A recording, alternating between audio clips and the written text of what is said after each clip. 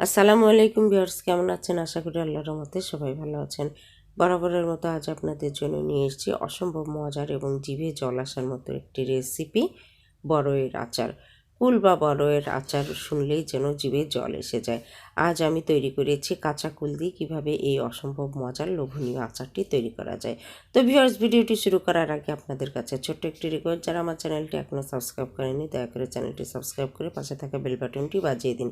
যখনই আমি নতুন কোনো ভিডিও আপলোড দেবো সর্বপ্রথম নোটিফিকেশন আপনি পেয়ে যাবেন। আর যারা আমার চ্যানেলটি সাবস্ক্রাইব করেছেন তাদের অসংখ্য ধন্যবাদ।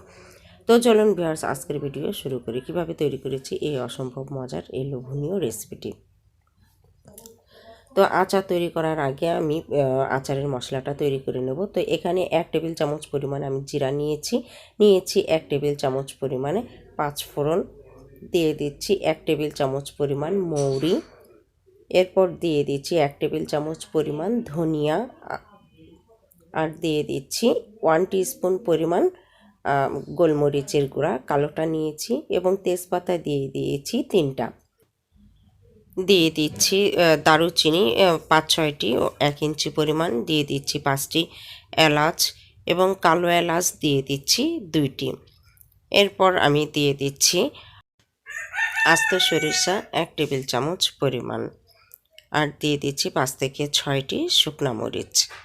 এরপর ভালোভাবে একটু আমরা ভেজে নিচ্ছি।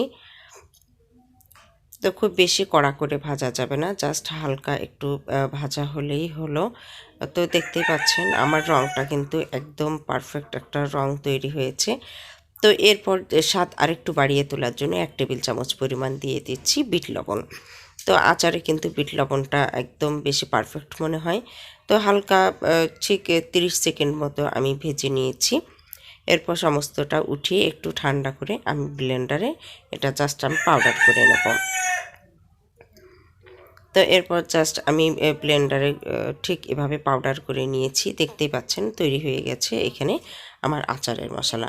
আমি যে আচারটা তৈরি করব জাস্ট এখান থেকে আমি 1 টেবিল চামচ পরিমাণ আচারের মশলাটা ব্যবহার করব। তো এরপরে আচার তৈরি করার জন্য আমি নিয়ে নিচ্ছি কাঁচা বরই। এখানে কিন্তু আজকে আমি আচারটা তৈরি করব ঠিক টক ঝাল মিষ্টি আচার। আমি কাঁচা বরই দিয়ে তৈরি করব, কি অসম্ভব মজার এই আচারটা। তো এখানে আমি প্রায় 500 গ্রাম মতো নিয়েছি, যা হাফ কেজি। তো এরপর পানি দিয়ে আমি ভালোভাবে পরিষ্কার করে নেব। তো অবশ্যই আচারটা করার আগে ভালোভাবে পরিষ্কার করে নিতে হবে। আমি ধুয়ে পরিষ্কার করে আলাদা একটা সাইডে রেখে দেব।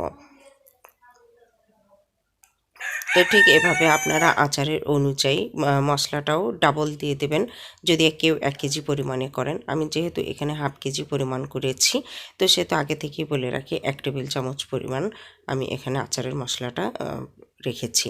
তো বেশ ধুয়ে পরিষ্কার করা হয়ে গেল। এরপর আচার তৈরির পদ্ধতি। তো আচারের জন্য আমি এখানে একটা পাত্রে ঠিক হাফ কাপ পরিমাণ সরিষার তেল দিয়ে দিয়েছি। এখানে আমি টক ঝাল মিষ্টি ঠিক একসাথে মিশিয়ে আচারটা তৈরি করব। আর 1 টিস্পুন পরিমাণ দিয়ে দিয়েছি পাঁচফোড়ন, আর 1 টেবিল চামচ পরিমাণ দিয়ে দিয়েছি আদা রসুন বাটা। একটু ভালোভাবে নেড়ে চেড়ে নিচ্ছি। তো এরপর দিয়ে দিচ্ছি মরিচ, শুকনা মরিচ আমি 4টা ঠিক হাত দিয়ে এভাবে ভেঙে দিয়ে দিয়েছি। তো বেশ হালকা ভাজা ভাজা হয়ে এলে ঠিক বাদামি কালার হলে আমি দিয়ে দিচ্ছি বড়ইগুলো। এখানে কিন্তু আমি কোনো পানি ব্যবহার করব না, যেহেতু বড়ই কাঁচা বড়ই থেকে কিন্তু এমনিতেই জাস্ট অনেকটা পানি বের হয়ে আসবে। তো একটু নাড়াচাড়া করে নিচ্ছি। এরপর দিয়ে দিচ্ছি লবণ 1.5 টিস্পুন পরিমাণ। এখানে 1 টিস্পুন এবং হাফ টিস্পুন মিলিয়ে 1.5 টিস্পুন পরিমাণ আমি লবণ দিয়েছি। তো একটু নেড়ে চেড়ে নিচ্ছি। তারপর দিয়ে দিচ্ছি হলুদ, হাফ টিস্পুন পরিমাণ হলুদ। অবশ্যই এখানে আপনারা হলুদটা স্কিপ করতে পারেন, তবে আমার কাছে মনে হয়েছে হলুদটা দিলে যেন কালারটা একটু পারফেক্ট আসবে, এর জন্য আমি হলুদটা দিয়ে দিয়েছি। তো একটা ঢাকনা দিয়ে ঢেকে দিচ্ছি জাস্ট 5 মিনিট। 4 থেকে 5 মিনিট পরেই আমি বের করার পরে দেখতে পাচ্ছেন খুব সুন্দরভাবে সিদ্ধ হয়ে গেছে। আসলে টক জিনিস বলতেই কিন্তু খুব সহজেই সিদ্ধ হয়ে যায়। এরপর দিয়ে দিচ্ছি হাফ কাপ পরিমাণ চিনি। চিনিটা আপনারা কম বেশি করতে পারেন, যে আপনারা মিষ্টতা কেমন পছন্দ করেন তার উপরে নির্ভর করে। তো এরপরে আমি ভালোভাবে বেশ নাড়াচাড়া করে নিচ্ছি। টকের পরিমাণটা আসলে আমার কুলে অনেক বেশি, এর জন্য আচারটাও খুব যেন পারফেক্ট মনে হয়েছে।